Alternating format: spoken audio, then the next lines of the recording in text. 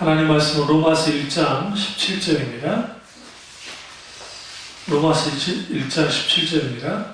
복음에는 하나님의 의가 나타나서 믿음으로 믿음에 이르게 하나니 기록된 바 오직 의인은 믿음으로 말미암아 살리라 함과 같으니라. 아멘. 말씀 제목은 믿음이란 무엇인가 라는 말씀으로 오늘 나누려고 합니다. 믿음이란 무엇인가 라는 말씀으로 오늘 나누려고 합니다. 믿음이란 무엇인가? 믿음이 느낌인가? 아니면 어떤 신념 체계인가? 아니면 성경적인 지식이 이 믿음을 말하는 것인가? 이걸 좀 살펴볼 필요가 있습니다. 교회에서는 강조하죠. 목사님들이 특별히 믿음을 가지십시오. 또 믿음이 있어야 됩니다. 또 보지 않고 믿는 것이 좋은 것입니다. 그렇게 하기도 하고 때로는 또 무조건 믿으라고 하는 경우도 있고요. 그럼 또 이렇게 질문하죠. 그러면 무조건 믿는다고 해서 믿음이 생겨납니까? 그렇게 반응하는 사람도 있고 또 천국이 있고 지옥이 있다고 하는데 이게 정말 있는 것인가? 라는 또 질문을 던지기도 합니다. 근데 이제 마음으로는 뜨겁게 믿음이 느껴지는데 정작 믿음에 대한 질문, 믿음이 뭡니까? 라는 질문을 받으면 많은 교인들이 이 질문에 대해서 대답을 잘 하지 못하는 것을 보게 되어집니다. 그 이유는 성경에서 말하는 믿음을 몰라서요. 성경에서 말하는 믿음은 인격체이신 하나님에 대한 전적인 신뢰와 확신, 그것이 믿음입니다. 사실. 여기서 이제 중요한 게 믿음은 어떻게 생기는가? 우리 스스로 믿음을 만들어내는 것인가? 아니면 하나님께서 우리에게 믿음을 주신 것인가? 이게 이제 굉장히 중요합니다. 기독교 역사를 통틀어다 보면 기독교가 타락할 때는 항상 있었던 게 뭐냐면 믿음의 교리가 흔들립니다. 그리고 믿음이 왜곡됩니다. 한국 교회가 이렇게까지 영적으로 뒤로 물러나는 현상은 단순히 교회의 숫자가 줄어들었다는 측면으로만 이해하면 안 되고 사실 믿음에 대한 왜곡이 많습니다. 그래서 많은 경우 자기 신념체계, 자기가 믿고 자기가 뭔가 이제 그렇다고 자기 스스로의 확신이 되면 믿는다고 하는 소위 적극적 사고방식, 심리학적인 그러한 그 믿음 체계를 가지고 신념이 바로 믿음이라고 착각하는 그러한 일들 때문에 문제가 많이 생깁니다. 그런 의미에서 믿음은 자연적인 것인가? 그렇지 않습니다. 믿음은 초자연적인 것입니다. 왜 그러냐면 믿음은 하나님이 주시기 때문에. 그러니까 믿음은 인간으로부터 시작되지 않습니다. 절대로.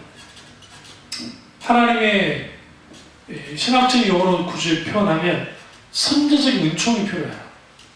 선제적 은총이란 말은 무슨 말이냐면 하나님은 우리에게 먼저 은혜를 베풀어 주시죠. 그래야 우리 가운데 믿음이 생기는 겁니다.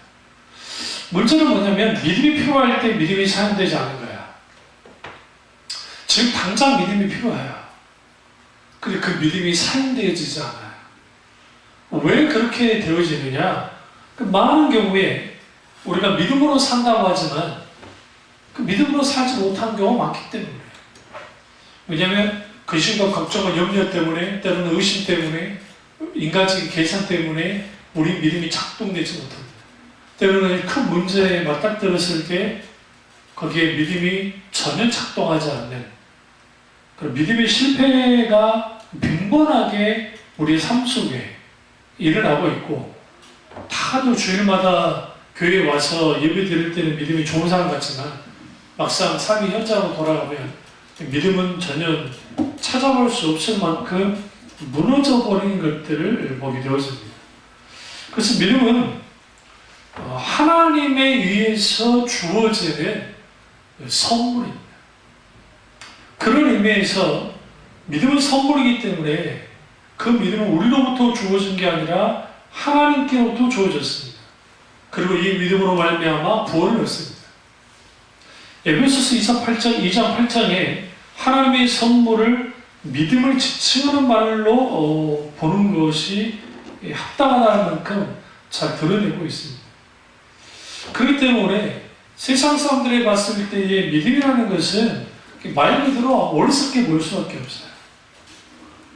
믿음은 지적인 문제가 아니고 마음이 어떤 지향성을 갖느냐, 그러니까 내 마음이 하나님이 주신 그 말씀으로 말미암아 내 지성이 내 마음으로 정서에 영향을 주면 내가 믿어지지 않았던 하나님을 믿게 됩니다. 그게 이제 구원의 믿음입니다. 그럼 능력 행함의 믿음은 좀 달라요. 능력 행함의 믿음은 은사 중에 믿음의 은사가 있습니다. 믿음의 역사가 나타나는 은사. 그런 은사적으로 주어지는 거예요. 거기에는 뭐가 있게 되어지냐면 성령의 강력한 기름 부음 속에서 담대함이 부어져서 어떤 이적을 행할 때, 병고침을 할 때, 귀신을 쫓아낼 때 강한 확신을 가지고 주님 주신 그 은사로서 믿음을 사용할 때가 있습니다. 그것과 이거는 좀 달라요. 물론 그럼에도 불구하고 그 은사가 하나님의 선물로 주는 거기 때문에 이 성령님의 놀라우신 은혜 가운데 믿음이 정상 작동되어집니다. 그러면 믿음은 결국은 뭐냐라는 거예요, 성경에서. 이것을 이해하려면 믿음의 세 가지 요소를 우리가 깊이 좀 들여다볼 필요가 있습니다. 믿음에는 세 가지 요소가 있습니다. 그 요소를 다루기 전에 가장 먼저 다룰 것은 뭐냐면, 첫째로 믿음은 하나님의 말씀에 의해서 생겨납니다. 그러니까 하나님의 말씀이 우리 가운데 강하게 영향력을 끼쳐야 돼요. 로마서 10장 가보세요. 우리 같이 로마서 있으니까 10장 너무나 잘하는 말씀입니다. 10절에 보면 사람이 마음으로 믿어 의에 이르고 입으로 시인하여 구원에 이르느니라 라고 합니다. 근데 이제 여기서 사람이 마음으로 믿게 되는 원동력이 뭐냐는 거예요. 그것은 8절에 보세요. 그러면 무엇을 말하느냐? 말씀이 내게 가까워 내 입에 있으며 내 마음에 있다 하였으니 곧 우리가 전파하는 믿음의 말씀이야. 여기서 내 마음에 있다 하였으니 뭐가 마음에 있어요? 말씀이 내 마음에 있다라는 표현이에요. 근데 이 말씀이 무슨 말씀이냐? 믿음의 말씀이라고 성경 말합니다. 그러면 그 믿음의 말씀이 마음에 있어요. 근데 그것이 실질적으로 우리 가운데 있게 되어지려면 17절 보세요. 그러므로 믿음은 들음에서 나면 들음은 그리스도의 말씀으로 말미암느니라. 듣는 것이 아주 중요합니다. 그래서 우리가 복음의 말씀을, 믿음의 말씀을 들을 때에 곧 그리스도의 말씀이 있으니까 그 그리스도의 말씀을 듣고 반응할 때 나타나는 게 믿음입니다. 그래서 믿음이 강화되어지려면 하나님의 말씀을 자주 노출돼야 돼요. 그러니까 하나님의 말씀에 노출된 만큼 믿음은 강화될 수밖에 없고, 그리고 더 강한 믿음으로 가기 위해서는 두 번째는 믿음의 주 온전케 하신 예수를 바라보자 하는데 믿음의 주인이 주님이잖아요. 당연히 우리가 하나님의 믿음을 가져야 될 자들이고 그렇기 때문에 하나님을 가까이 해야 돼요. 하나님을 가까이 하면 복이라고 하는 이유는 뭐냐면 당연히 하나님은 만복이 근원이신 하나님이시고 천지 만물을 주시는 하나님이에요. 그런데 우리는 기본적으로 인간은 불순종과 의심과 두려움이 쉽게 있게 되는 존재예요. 아무리 믿음이 좋다 할지라도. 그래서 믿음이 뭐냐? 결국은 하나님을 가장 가까이 있는 사람들의 믿음이 강할 수밖에 없습니다. 그런 의미에서 우리의 믿음은 하나님의 말씀에 의해서 일어난다고 말하고 있습니다. 야고보서 1장 18절을 한번 같이 한번 가보세요. 야고보서 1장 18절. 히브리서 뒤에 있습니다. 1장 18절을 보시면 그가 그 피조물 중에 우리로 한 첫 열매가 되게 하시려고 자기의 뜻을 따라 진리의 말씀으로 뭐라고요? 우리를 낳으십니다. 이 표현은 아주 독특한 표현이에요. 진리의 말씀으로 우리를 낳았다. 그러니까 이걸 좀 더 바꾸어 생각하시면 이렇게 생각할 수 있어요. 믿음의 사람이란 결국은 진리의 말씀으로 낳음받은 존재들이에요. 그러니까 믿음은 진리의 말씀, 하나님의 말, 그러니까 믿는 자는 하나님의 말씀을 떠나서는 그 믿음이 유지될 수도 없고 존재할 수도 없고 실질적인 영향력을 행사할 수도 없어요. 그러니까 소위 기도 많이 한다고 하는 사람들이 어떤 실수를 많이 하냐면 기도는 냅다 많이 하는데 말씀을 가까이 하지 않아요. 또 반대도 있어요. 설교는 잘 듣는 것 같은데 또 성경은 잘 읽는 것 같은데 기도도 안 해. 어떤 영향도 없어요. 그러니까 우리 두 날개가 있어야죠.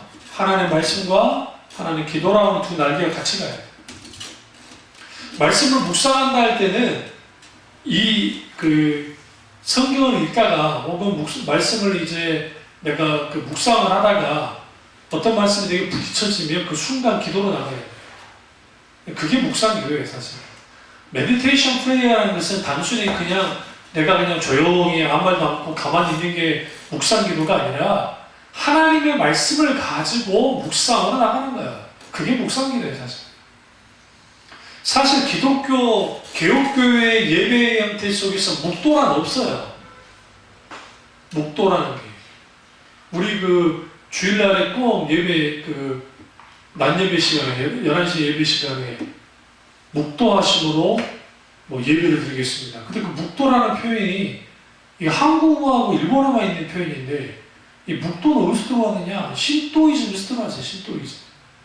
신사. 일본 놈들이 섬기는 신사 참배에서 한국 기독교가 물론 이제 그런 의미는 아니긴 하지만 그 묵도를 가지고 들은 거예요. 일본 사람들이 딱 신사 가면 탁 하면 고개를 숙입니다. 이게 묵도예요. 이게 한국 교회에 그대로 이입이 됐어요. 예배학을 정말 공부를 해보면 알 수 있어요. 물론 이제 오늘날의 묵도라는 게 한국 교회의 행위자의 묵도라는 게 그런 의미는 아니긴 하지만 사실상 메디테이션 프레이어는 묵상 기도라는 것은 단순히 그냥 아무 말도 없고 가만히 이게 있는 게 아니란 말이에요. 하나님의 말씀에 대한 반응, 그리고 그 묵상 기도를 할 때 내가 오늘 하나님께 어떤 예배를 드리기 원하시는지 찾는 거예요. 그 말씀이 내게 들리면 그 말씀을 가지고 묵상을 깊이 묵상할 때에 말씀을 가까이 하고 가까이 하면 믿음은 강화될 수밖에 없습니다. 그래서 우리가 구약이든 신약이든 믿음의 역사가 나타나는 곳에 반드시 하나님의 약속이 있어요. 혹은 그걸 언약, 약속, 혹은 말씀, 이게 있는 곳에 믿음의 역사가 나타나요. 그러니까 모세가 기적을 일으킬 때에 하나님의 음성이, 하나님의 말씀이 계셨고 기적이 일어나요. 그것에 대해 반응할 때. 그러니까 말씀에 대하여 반응해야 뭐가 일어나요? 믿음의 역사가 나타나요. 근데 이게 아니고 오늘날에는 뭐냐면 그냥 무조건 아멘 아멘 해라는 거죠. 목사님이 무슨 말 아멘 아멘. 말도 안 되는 아멘들이 많잖아요. 말도 안 돼. 마치 그것이 믿음이 좋은 거예요. 아멘의 의미를 제대로 알면 그렇게 쉽게 아멘 못하고 그 다음에 사람들 아멘을 좀 하게 하려고 할렐루야 아멘 그런 식으로 할렐루야를 쓰면 안 돼요. 그러니까 아멘을 끌어내기 위해서 설교 중에 할렐루야 하는 것은 이거는 정말 말도 안 되는 거죠. 사실 그렇게까지 절급하지 않아요. 할렐루야 할렐루야 했을 때는 우리가 찬양밖에 없다시면 하나님께 찬양합시다. 하나님의 영광을 하나님의 아름다움을 올려드릴 때 하는 거예요. 근데 오늘 한국 교회가 과거에 비해서는 뭐 덜하긴 하지만 일종의 할렐루야는 추임새인 거예요. 추임새. 이게 문제가 되죠. 그러면 믿음은 뭐냐? 말씀에서 생겨나는데 믿음은 복음의 말씀을 즐거이 받아들이는 것이고 복음의 말씀에 동의하는 것이고 그 말씀에 순종하는 게 믿음입니다. 그런 의미에서 믿음은 단순히 내 머릿속에서 일어나는 게 아니에요. 그럼 뭐냐? 믿음의 첫 단계인 믿음은 듣는 거예요. 내 지성으로 듣는 거예요. 들어야 내가 무엇을 믿어야 할지 알 수 있어요. 무턱대놓고 믿는 게 아닙니다. 그럼 믿음이 무엇인가? 라고 딱 말하면 성경에서 말하는 사실적이고도 실제적인 하나님, 그 하나님을 내가 개인적으로 알고 사랑하고 신뢰하며 그리고 그분에게 모든 것을 걸어서 순종하여 따르는 것, 그것이 믿음이에요. 성경에서. 근데 여기서 중요한 게 인격체신 하나님 그분에 대한 반응으로서 믿음이에요. 근데 그것은 그냥 주어지는 게 아니라 성령께서 우리 지성에 조명하셔서 비추셔서 깨닫게 하셔서 그 깨달음 속에서 내 신앙의 정서에, 마음에, 감정에 주님을 향한 확신과 그리고 사랑하는 마음과 기쁨과 감사와 감격이 일어나고 거기로부터 실제적인 구원의 믿음과 소명과 사명과 그리고 믿음의 어떤 의한 삶들이 거기서부터 되는 거예요. 그렇기 때문에 굉장히 중요합니다. 여기서 우리가 또 하나 할 건 뭐냐면 그러면 믿음은 하나님의 말씀으로 말미암아 생겨나는데 그럼 왜 말씀이 그렇게 중요한가? 그 말씀으로 말미암아 인격체신 하나님을 경험하고 알아야 되기 때문에 이거예요.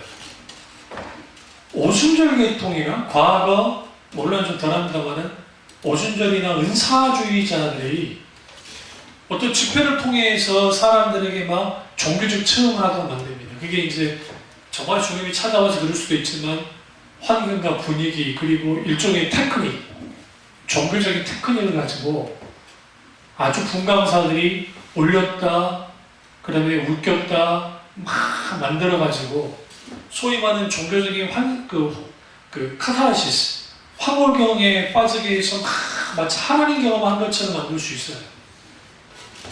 물론 그 안에서도 하나님이 정말 경험한 사람도 있을 겁니다. 문제는 뭐냐면 그것이 인격체이신 하나님을 아는, 그러니까 예수 그리스도 누구신가, 성령님이 누구신가, 하나님은 누구신가, 이 문제를 해결하는 것은 하나밖에 없어요. 진리의 말씀, 성경 말씀을 통해서 인격체 하나님을 경험해야 돼요. 그래야 주님을 알 수 있어요. 왜요? 아는 만큼 믿을 수 있기 때문에. 그래서 성경에서 말하는 믿음은 인격체신 하나님을 알아야 믿을 수 있고 믿어야 알 수 있어요. 이 두 가지는 순서가 있는 게 아니에요. 동시적으로 가요. 동시적으로. 성령께서 우리에게 조명하셔서 하나님을 알게 하고 하나님을 믿게 만들어요. 그리고 난 다음에 있게 되는 게 뭐냐면 하나님을 알아야 하나님을 신뢰할 수 있습니다. 이거는 성경에서 당연한 거예요. 하나님을 신뢰해야 내가 뭐 하는 거예요? 나의 전 인생을 걸어서 하나님께 모든 것을 의탁하는 거예요. 믿음은 그래서 헬라어로 피스티스라는 단어, 피슈어가 있는 하나님 형용사, 하나님 명사나 형용사, 동사적인 의미로 쓰는데, 근데 여기서 피스티스 할 때는 신뢰하다, 확신하다라는 뜻이고, 피스추어라고 하면 이때는 모든 것을 건다 혹은 의탁한다는 의미가 있어요. 그러니까 어떤 사람은 내가 하나님을 믿습니다, 내가 신뢰합니다 까지는 가는데 의탁까지 안 가요. 이건 반쪽짜리 믿음을 갖고 있는 거예요. 그런 식의 믿음은 없어요 사실. 그래서 반드시 믿음은 뭘 요구하냐면 우리에게 결단을 요구해요. 무슨 결단을 요구하냐면 조조함이라고 하는 조조함을, 결단을 요구해요. 헬리 불가이 목사님의 책 가운데 하나님을 경험한 삶이라는 책에서 결국은 많은 사람들이 하나님을 경험하고 경험하는 삶을 살지 못하는 것은 뭐냐면 조정하지 않은 삶이에요. 왜 조정하지 않느냐? 대가 치는 게 너무 커서. 대가를 치르는 게 힘드니까. 이전에 내가 좋아했던 것을 내려놓고 하나님을 좋아해야 되니까. 이전에 내 삶의 게으름을 나타내고 어떤 그러한 것들로부터 나는 이제 다시 내 옛 자아를 깨뜨려서 주님께 나아가야 되니까. 그러니까 그러다 보니까 무슨 일이 벌어지냐면 그때까지 좀 힘들어요. 그걸 조정하지 않아요. 조정하지 않으니까 무슨 상황이 빠지냐면 이게 이것도 아니고 저것도 아니고 애매한 상황이 빠져요. 그 애매한 상황에서 신앙생활을 원래 너무나 많은 사람들이 해요. 그러다 보니까 영적인 침체는 당연한 것이 되어지고 신앙이 뒤로 물러납니다. 그 신앙이 뒤로 물러남의 현상이 나타나면서 결국 믿음을 이걸 어떻게 만들어 놓느냐면, 그래서 이제 그런 게 빈번하니까 목사님들 그대로 두고 볼 수 없잖아요. 그래서 만들어낸 게 감정이 호소하는 그러한 신앙이에요. 그래서 감정이 호소하기 때문에 그 감정 호소를 통해서 뭔가 사람들의 마음을 움직이는, 그걸 믿음을 갖게 만듭니다. 그러니까 이제 그럴싸한 간증, 유명인들 간증을 통해서 사람들이 감동을 받고, 그래 나도 신앙생활 이제 이렇게 하면 안 돼, 난 신앙생활 잘해야지, 그렇게 정말 좋게 표현하면 좋은 자극을 주는 거예요. 좋은 자극. 근데 그것도 이제 간증도 한두 번이지 계속 하다 보면 그게 안 되는 거예요. 그러니까 이제 감정에 머물러 있는 신앙이라는 것은 자기 감정의 상태에 따라서 믿음이 좌우돼요. 자기 기분에 따라서. 하나님의 말씀이 아니라. 그러니까 이게 요동을 하는 거예요. 이 사람이 정말 참 믿음이 있는 사람 같은데 믿음이 전혀 없어. 왜 그러냐? 감동. 믿음을 철저하게, 믿음은 말씀의 바탕 위에 있어요. 그리고 하나님을 아는 지식, 그 바탕 위에 서는 게 믿음이에요. 이게 없으면 한강 자기의 상태, 감정, 어떤 거 그에 따라서 좌우되니까 자기에게 좋은 일이고 뭔가 승리하는 일이 있으면 막 기가 막 살았다가 그러지 못하면 기가 죽어버리는 그런 일들이 벌어져요. 그 히브리서 11장 1절과 2절의 말씀에 대해서 이게 오해하고 곡해한 말씀도 없어요. 이게 마침 완전히 그 믿음의 정당이라는 표현은 참 옳다고 생각하는데, 사실은 이거죠. 많은 경우에 믿음의 성공자들에 대한 기록이다 라고 하면서, 믿으면 모든 것을 해낼 수 있다라는 식으로 히브리서 11장에 있는 그 믿음의 전당에 있는 믿음의 사람들에 대한 말씀을 읽어버리면 이 성경 아주 잘못 읽고 있는 거예요. 히브리서 11장을 이해하려면 제가 지난번에 말했죠? 10장을 봐야 된다고요. 그 다음에 12장을 봐야 된다고요. 10장에서 고난을 말을 해요. 그러니까 믿음의 고난. 그 10장뿐만 아니라 히브리서 전체가 그러니까. 그 환난과 핍박 속에서 반드시 믿음은 계속 가야 되고, 하나님은 어떤 상황에서도 믿음이 뒤로 물러나는 것을 기뻐하지 않고, 하나님이 기뻐하는 것을 믿는 자들을 기뻐하신다. 그 이유가 뭐냐? 어떤 고난과 핍박과 역경에도 믿음으로 살아가는 것, 그것을 하나님이 원하신다. 그 기록이 히브리서 11장의 기록이에요. 그러니까 거기서 믿음을 잘 나타나고 있어요. 믿음이란 뭔가? 믿음은 역경에도 굴하지 않는다. 믿음은 뭔가? 항상 하나님의 말씀이라는 진리의 길만을 간다. 정도만을 가는 것이 믿음이다.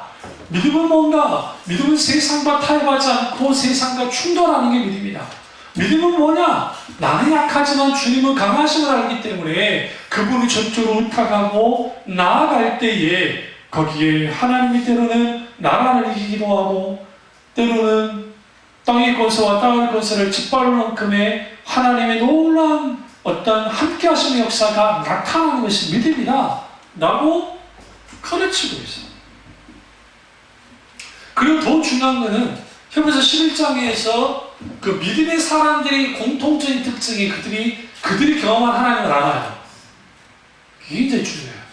그러니까 결국은 저희도 아브라함의 후손이에요. 뭐 유대인들이 뭐 아브라함의 후손이라는 게 아니라 우리는 다 영적인 아브라함의 후손이에요. 그런데 결국은 아브라함부터 시작해서 물론 그 히브리서 11장에서는 아벨부터 시작해서 믿음이 내려오지만 어쨌든 아브라함이라는 그 믿음의 정점 속에서 모든 아브라함이 가졌던 믿음을 가져나가요. 그런데 아브라함은 하나님과 벌치라 이거였어요. 친구. 가까웠죠. 친구는 가깝잖아요. 친구는 잘 알잖아요. 인격주신 하나님을 가까이 하고 아는 자들이 믿음이 당연히 좋을 수밖에 없는 거예요. 기도 많이 한다고 믿음이 좋아지는 게 아니에요. 물론 기도 많이 하면 좋아요. 그럼에도 불구하고 우리의 가장 중요한 것은 우리가 믿는 하나님을 아는 겁니다.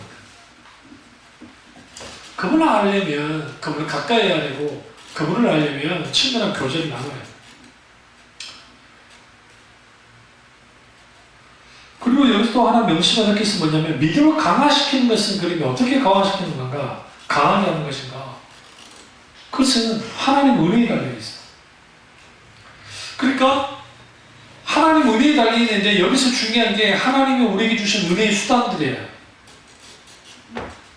그 은혜의 수단들은 뭐와 관계가 있냐면 그 보편적인 거야. 예배도 은혜의 수단이고요. 기도도 은혜의 수단이고 찬양도 은혜의 수단이고 설교 말씀도 묵상하는 은혜의 수단이에요. 봉사하는 거 이게 은혜의 수단 아닐까 생각하지만 하나님의 영광을 위해서 하는 수많은 봉사들, 사역들 다 은혜의 수단이에요. 그 속에서 하나님의 은혜가 넘쳐나니까 그 은혜의 수단이 정상적으로 작동을 해야 뭐가 나타나요? 우리의 믿음이 나타나요. 사실은. 그러니까 역설적으로 주일 성수도 제대로 하지 않는데 믿음이 좋다고 웃기게 주는 거예요. 아니 주일 성수를 하지 않는데 어떻게 믿음이 좋을 수 있습니까? 실제로. 그럼 주일 성수 잘하면 믿음이 좋은 겁니까? 그렇진 않아요. 아무리 은혜의 수단들을 잘해도 거기에 뭐가 없으면 습관적이고 그리고 소위 말하는 그 뭡니까 늘 하는 반복적으로 하는 그런 기계적으로 하는 그런 것이 아니어야. 근데 이렇게 되어지면 그때 하나님 은혜가 필요해요.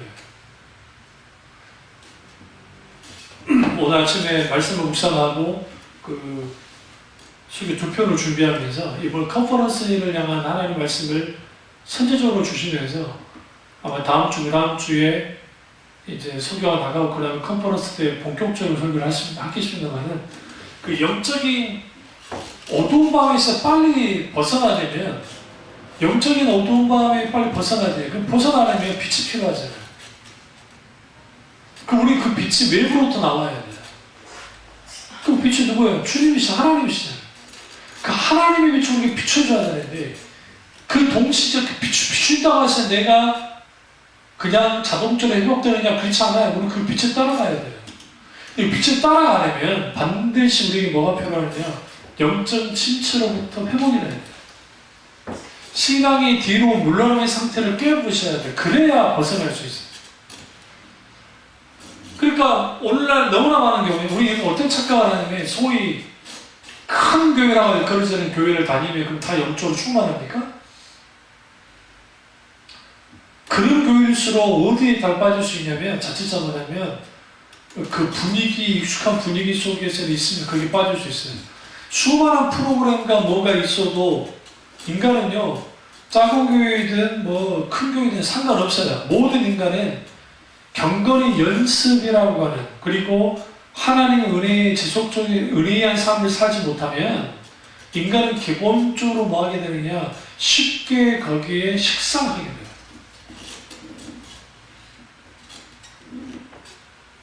그러면 기계적으로 움직여져요. 거기로부터 뭐가 되느냐? 믿음이 질식하는 거예요. 왜 믿음이 질식하느냐? 믿음에 의한 삶을 살아야 되겠는데 안 살아져요. 어떤 걸 결정하고 어떤 걸 할 때 믿음을 앞세우지 않아요. 인간적인 수단과 방법을 가지고 나가죠. 우리는 계산기 뚜뚜느냐 바빠요. 그러니까 그런 일들이 벌어지니까 자꾸만 뭐가 뒤로 밀려나냐면 믿음이 뒤로 밀려나는 거예요. 그럼 우리는 그 히브리서 11장에 있는 믿음의 사람들은 다 바보가 돼요. 사실. 이런 책도 있어요. 바보 예수라는 책도 있는데 우리 예수님 바보 아닙니까? 세상과 완전히 다르시게 하셨잖아요. 그러니까 세상이 보는 눈에는 바보인데 하나님을 보는 눈에는 이게 옳은 거예요. 진리고. 그러니까 예수 믿는 사람들은 세상에 대해 바보처럼 살아야 되는데 아주 얇게 살아요. 그러니까 세상 사람들보다 더 정말 자기 손해보지 않는 그런 삶을 살려고 해요. 그러니까 그 속에서 무슨 일이 벌어지냐면 계속적으로 자기의 방법, 자기 생각, 자기 야망, 자기 꿈, 그 가족으로 살아가는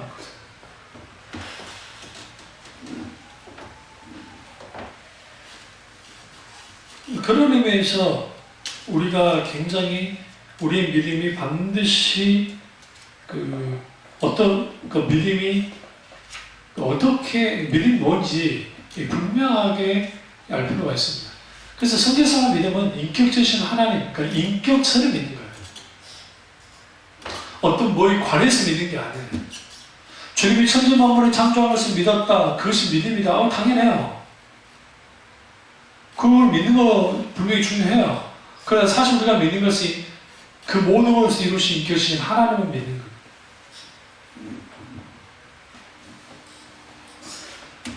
그리고 그 믿음은 하나님의 은혜에 의해서 우리 믿음이 실질적으로 이제 생겨나고 유지되고 마지막 열매까지 맺는데 은혜가 하나님 은혜가 이 절대적인 역할을 합니다. 그리고 우리가 믿음에 대해서 더 이해하려면 그 믿음이 정말 뭔가 이해하려면 믿음의 지적, 의의 세 가지 요소를 이해하셔야 돼요. 본격적으로. 믿음의 첫 번째 지적인 요소가 있어요.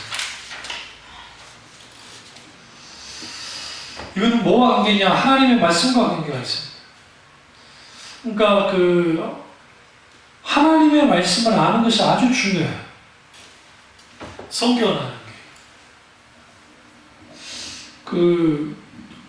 그리스자잖아요. 그 목사님이 설교를 하셨는데 만나교회 김병선 목사님이 설교 가운데 하신 건데 어떤 목사님이 설교를 하시다가 이름을 바꿔놓고 막 설교를 했다가 후에 깨닫고 이제 바로 이제 유머 있게 정정을 해서 교인들을 막 웃게 만들었는데 그 친구 목사님이 그걸 듣고 자기 교회에 가서 성경이 모르는 성경 일부러 틀리면서 설교를 한 거예요. 그 이제 대변이 이거예요. 그러니까 그 삭개오가 뽕나무에 올라갔는데 니고데모가 뽕나무에 올라갔다는 식으로 막 설교를 한 거죠. 일부러. 근데 친구 목사님 교회 교인들은 막 후에 내가 니고데모가 이제 뽕나무에 올라갔다는 설교를 딱 후에 깨닫고 그 목사님이 삭개오가 밑에 있는 것처럼 하면서 삭개오가 그랬다는 거죠. 니고데모 내려와! 내가 올라가야 되잖아! 그러니까 교인들이 멈췄다는 거죠. 근데 친구 목사님이 똑같이 했는데 안 없더래. 왜 안가 했더니 그 뽕나무에 올라간 게 삭개오인지 모르는 거야. 이게 여러분 심각한 겁니다. 실제로 있었던 일이라고 하니까. 교인들이 관심이 없는 게 이게 분별력도 없어요. 여러분으로 들어가셔서 뽕나무 위에 올라가셨는데 물론 이게 뽕나무는 아닙니다. 돌 감람나무인가? 이렇게 감람나무에 까먹었네요. 어쨌든 그 나무인데 어쨌든 거기를 올라갔는데 성경 내용조차도 모르는 거예요. 이게 지금 심각해요. 과거 제가 신학생 때 한국교회 교인들의 영적 수준이라는 게 초등학교 3학년에 있는데 말씀 지적인 수준이 초등학교 3학년 수준, 초등부 3학년 수준 교인. 이거 얼마나 심각합니까? 오늘날에는 성경도 더 읽지도 않아요. 성경이 얼마나 안 팔리면 기독교 서예가 물을 닫았겠어요. 서적이. 그러니까 우리 이걸 통해서 우리는 뭘 우리가 알 수 있냐면 이 하나님의 말씀을 아는 것은 아주 중요한데 지성의 하나님의 말씀에 들어가는 것에 대해서 오늘날 경대하지 못해요. 오늘날의 현대인들이. 왜 그러냐면 요즘 TV 딱 키면 뉴스도 감성이에요. 앵커가 막 감성 멘트를 던져가지고 막 사람도 움직여주고 CF도 그렇고 드라마 말할 것도 없고 예능 프로도 말할 것도 없고 다 그렇게 가는 거예요. 온 세상에. 그러니까 교회도 감정 과잉으로 가는 거예요. 당연히 거기다가 담으려면 감정 과잉을 위한 예화가 필요하고, 그러니까 그 예화가 첫 번째, 중앙, 세 번째에서 예화를 통해서 끌고 나가버리는 거예요. 설교 내용하고 중간에 들어오고 성경 말씀 내용, 그것도 그냥 살짝 수박 겉핥기식으로 지나가버리고, 설교 시간은 25분, 주일날 낮예배 25분에서 30분 정도 설교가 끝나버리고, 심지어 어떤 교회는 헌금 기도하는 시간이 더 길어요. 일일이 헌금한 사람들 이름을 부르면서 막 하는 거예요. 그리고 축복 기도해주고. 그거 하는데 15분 이상 걸려요. 근데 사람들이 주로 그걸 또 원해요. 그럼 또 왜 그렇게 하느냐? 예전에 제가 전도사 시절에 우스갯소리로, 저 목사에서 받고 난 다음에 동교 목사님들을 만났는데, 목사님 한 분이 농담이긴 했지만, 원래 한국 교인들이 헌금 딱 해가지고 이름 불러주면서 축복기도 해주는 걸 굉장히 좋아해요. 그렇게 또 헌금을 다 하고, 자기가 그렇게 한다고. 그러니까 일종의 그런 것들이 헌금을 잘 하게 하기 위한 수단으로 변질되는 거예요. 자원해서 하나님께 감사하고 드리는 게 있어요. 그런 것들도 간절하게 축복하면서 막 해주는 거예요. 그걸 원하는 거예요. 그러니까 그러다 보니까 온통 감정 과잉이에요. 그러니까 한국교회가 이렇게까지 된 것이 신학의 부재, 교리의 교리가 땅에 떨어져 버리니까 뭔가 지성적인, 물론 그게 다 좋은 건 아니지만 적어도 지성적인 하나님의 말씀이 성도들에게 딱 들어가야 되는데 이게 들어갈 줄 알아요. 그래 설교를 하면은 귀를 닫아버려요. 졸거나. 이해를 못해요. 이게 무슨 소리지?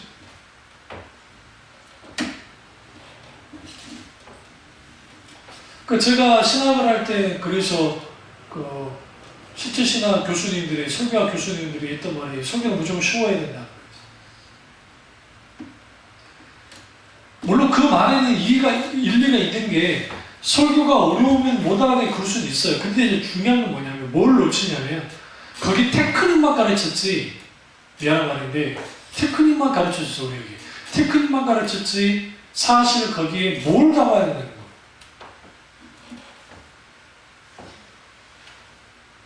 영적인 분별력은 사라지고, 그러다 보니까 이단만 배불러 준 거예요. 김기동 쪽으로 누가 다 몰려간 겁니까? 기존의 교인들 아닙니까? 이초선이한테 누가 몰려갔습니까? 기존의 교인들 아닙니까? 이조르기한테도 마찬가지죠. 김기영한테 누가 몰려갔습니까? 일반 교인들 아닙니까? 박옥수 구원파? 일반 교인들 아니에요. 신천지 이만희 일반 교인들입니다. 아주 기본적인 그러니까 말씀의 베이직, 기본적인 말씀에 대한 기본만 갖고 있어도 그는 이 나라에서 분별할 수 있어요. 구원파가 말하는 게 뭔지, 구원파가 말하는 그 내용들을 들여다보시면 교묘하게 자기들의 교리를 뒤로 밀려놓고 있는데, 근데 그게 안 드러나는 게 아니에요. 듣다 보면 이게 드러나요. 근데 그런 듣는 귀가 없는 거예요. 분별할 수 있는 귀가. 그냥 다 똑같다죠. 별 다른 게 없던데요? 그게 자연스러워요. 그 영적으로 분별하지 못해. 그럼 왜 별 다른 게 없냐 하냐? 김수영 박사님 말 맞잖아. 말 맞다나. 한국교회의 그 구원관이 구원파랑 크게 다를 게 없다는 거예요. 구원관이. 물론 이분이 좀 너무 과격하게 표현하겠습니다만, 근데 그걸 좀 귀담아 들어야 될 게 뭐냐면, 그 구원파가 말하는 구원론처럼 그걸 비슷하게 하는 분들이 생각보다 많아요. 구원은 뭐와 연결이 되냐면 성화와 연결이 돼요. 성화는 거룩해지는 거예요. 구원받았으니까 이제는 구원열차 타고 그냥 기차표 끊듯이 천국표 끊어가지고 그냥 휘 천국 가는 게 아니에요. 성경에 구원은 현재형, 과거, 현재, 미래형으로 분명히 말하는데, 너희 구원을 이루라 라는 표현 속에서 구원받은 사람들은 그 구원을 우리가 죽을 때까지 이루어가는 거예요. 그 과정 속에서 이루어지는 거지, 갑자기 이렇게 세워가지고 소위 말하는 구원 결심까지 가게 해서 결심 고백을 했다고 해서 그 사람이 구원받은 것이냐? 그렇지 않습니다. 물론 그 중에는 성령님의 조명 속에서 성령 통해서 그렇게 하신 분도 있겠지만, 사실상 거기는 인위적인 것들이 많이 들어가죠. 자체적으로. 그래 놓고 그러니까 이제 결심 교도까지 그렇다 치는데, 이런 선언하고 선포하는 게 문제인 거예요. 당신 구원받았습니다. 누구 마음대로. 결심기도 했으니까 그 결심기도 시킨 그 목사님 마음대로 구원받았습니다. 선포합니까? 그럼 교만이고 오만이에요. 있을 수가 없는 일이에요. 그런 교회가 우리나라에 세계 최고교회가 하나 있지. 교회가 있잖아요. 그럼 왜 그런 일들을 하느냐? 그게 쭉 올라가 보면 이게 찰스 피니까지 올라가요. 찰스 피니. 그런 전통이 기독교 안에 없어요. 찰스 피니라는 인물이, 그분이 좋은 일도 하고 큰 일도 하셨지만, 그분이 대형 집회를 하다 보니까 사람들이 어중이 떠중이 다 오잖아요. 어쨌든 미국이라는 나라 자체가 어쨌든 기독교 문화 안에 속에 있고, 그래서 그때 뭐 하느냐? 일종의 결식기도라는 걸 시킨 거예요. 그걸 같이 들어온 게 근세기에 빌리 그레이엄 목사님이 그런 일을 하셨고, 마틴 로이던스 목사님이 그렇게 하셨어요. 조나단 에드워드 목사님이 그렇게 하셨어요. 그렇게 하지 않았어요. 그럴 수도 없고 그럴 수도 안 되는 거기 때문에. 그러나 그게 성과를 내야 되잖아요. 초대형 집회에서. 그러니까 하나님의 말씀에 대한 반응으로서 믿음이 나타나는 게 아니라, 일종의 이렇게 세워서 결심기도를 시켜서 나는 죄인입니다. 나는 이제 예수님께 모든 인생을 맡기겠습니다. 나를 구원해 주십시오. 내가 지옥에 떨어질 수밖에 없었지만 이제 주님 은혜로 내가 살기를 결단합니다. 나를 구원해 주십시오. 예수님의 이름으로 이렇습니다. 다음에 당신도 구원받았습니다. 빌리 그레이엄 목사님이 74년인가 72년인가 74년이랄 거예요. 엑스폴로 76인가 14년인가 그때 왔을 때 수백만 명이 모였을 때, 그때 수십만 명이 일어나서 결심기다리고 막 감격이 있다잖아요. 그렇게 모인 사람들이 누구예요? 불신자들이에요? 아니에요. 기존 교인들이에요. 구원파들이 약진할 때가 언제예요? 70년대, 80년대예요. 그때 약진했다고요, 이 사람들이. 그러니까 그 이유가 뭐였냐면, 소위 말하는 믿음을 자기 신념 챙겨가지고 와서 막 자기 종교적 경험 통해서 구원받았고 그러니까 이 부분을 조나단 에드워드 목사님이 너무 잘 써놨어요. 우리가 아무리 막 신비로운 경험을 했다 당신 구원받았다 생각하냐? 다 쾌추하는 막 하니까, 그 시대에도 똑같이 미국 사람들이 그런 거 좋아하니까 막 반기를 드니까 거기서 뭐라고 했냐면, 인격체이신 하나님의 말씀, 그러니까 하나님의 말씀에 대한 반응, 성령의 작용 없이 하는 모든 것들은 사실 그것이 구원받았다 할 수 없는 거예요. 그래서 구원의 믿음이라는 것은 성령님의 조명과 하나님의 강한 은혜 가운데에서 말씀에 대한 반응을 통해서 나타납니다. 아무리 막 환상을 보고 뭐 기적을 예언했다 할지라도, 그리고 그 구원은 뭐와 연결되느냐? 성화와, 의롭게 되어 있다는 칭호와 성화가 같이 가는 거지, 절대로 따라가지 않고 성화 이후에 영화라는 글로리피케이션이라고 하는 영화 단계까지 가는데, 이 영화는 우리가 죽고 난 다음에 하나님 나라에서 영원히 살 때 영원한 존재가 되는 거예요. 이게 구원의 완성이에요. 이걸 구원의 서정이라는 표현을 쓰는데, 구원의 서정은 제가 소개한 적 있어요. 나 까먹어서 그러는데, 구원의 서정의 가장 큰 핵심은 뭐냐면, 하나님이 영원전부터 구원을 결정하시고 하나님이 천지 만물을 창조하셨다.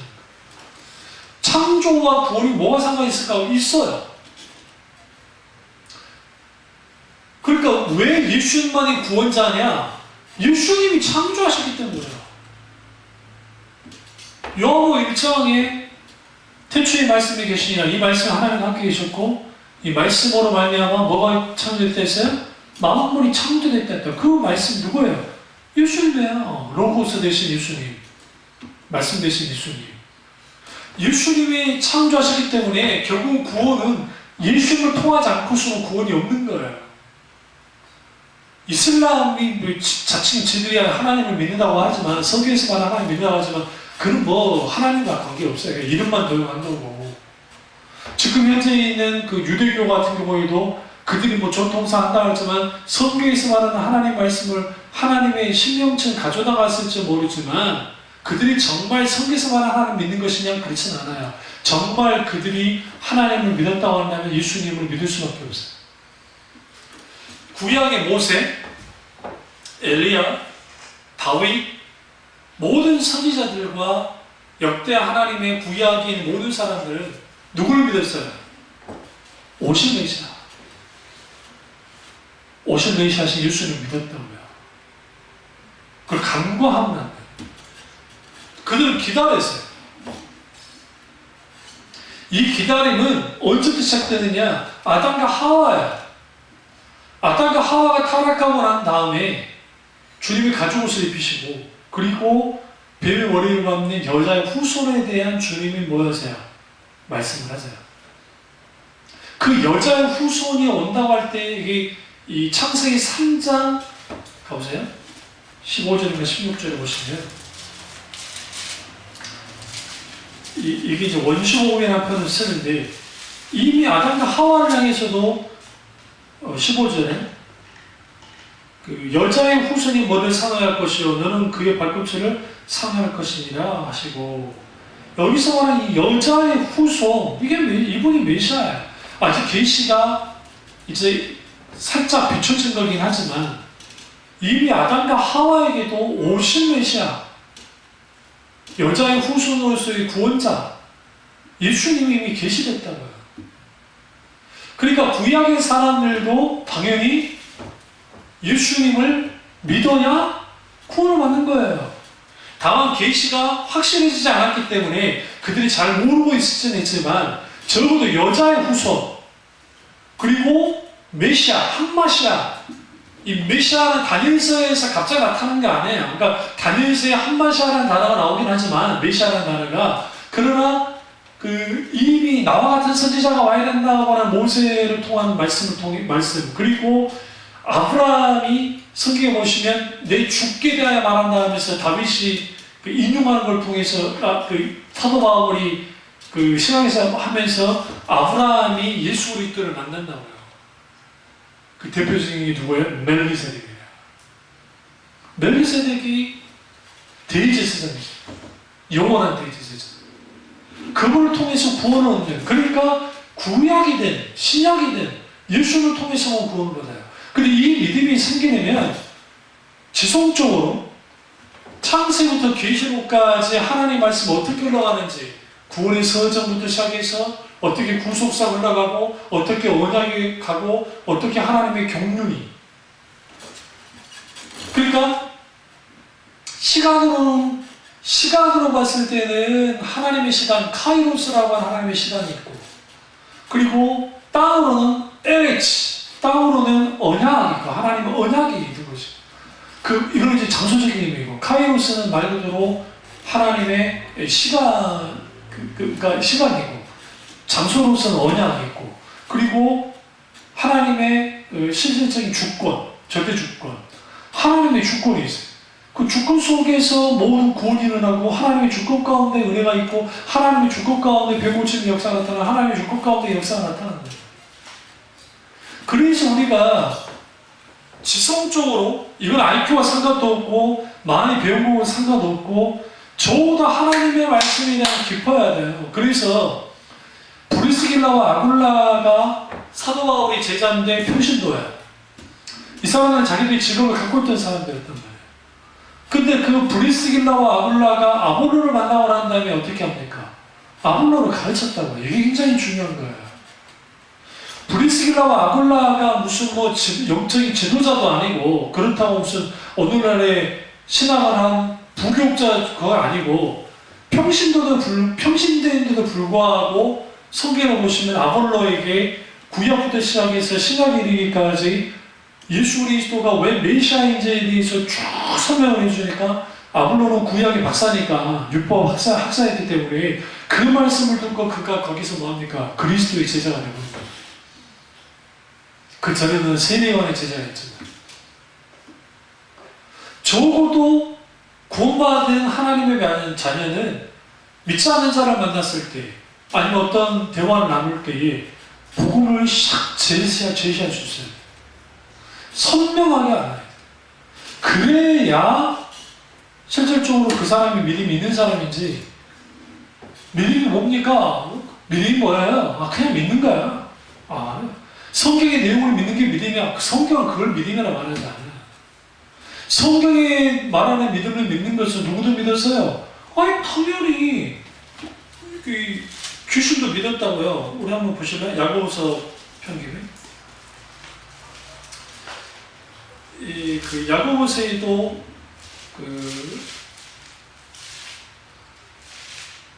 야고보서 맞을 텐데, 저기 귀신들이 믿고 떨잖아요. 야고보서 맞을까? 어쨌든 제가 다음에 말씀을 찾아드릴게요. 보면 이제 우리가 하나님을 믿잖아요. 믿는데 귀신들도 2장 19절 믿고 떤다. 내가 하나님은 한 분인 줄을 믿느냐? 잘하는 거다. 귀신들도 믿고 떠느냐? 그럼 여기서 귀신들이 믿고 떤다는 게 뭐예요? 여기서 믿는다는 것은 인격체신 하나님을 신뢰하고 확신하고 의탁하고 그게 아니에요. 이건 뭐냐면 정보로서 믿는 거예요. 지식으로서 하는 거예요.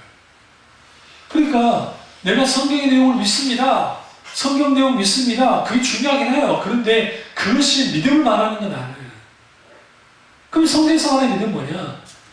인격체신 하나님을 알고 사랑함으로 그분을 신뢰하고 의지하고 확신하고 알고 경험함으로 알고 믿는 거예요. 그분을 경험해야 돼요. 하나님의 말씀을 경험해요. 그래야 그 말씀을 깨달아지고 성령의 조명하는 풍요로움이 있어야 우리 속에 하나님의 말씀이 있고, 그 말씀이 무슨 역할을 해요? 하나님의 전신갑주 중에 무기 중에 하나가 뭡니까? 유일한 무기가 성령이 곧 하나님의 말씀이잖아요. 그 하나님의 말씀을 가지고 그음을 믿으러야 세상을 이기고 원수를 이기지. 그 말씀이 없으니까 계속적으로 질 수밖에 없는 거예요. 그래서 믿음에는 이 질적인 요소가 있습니다. 다음 주에 나머지 요소 다루도록 하겠습니다. 기도하겠습니다. 기도하실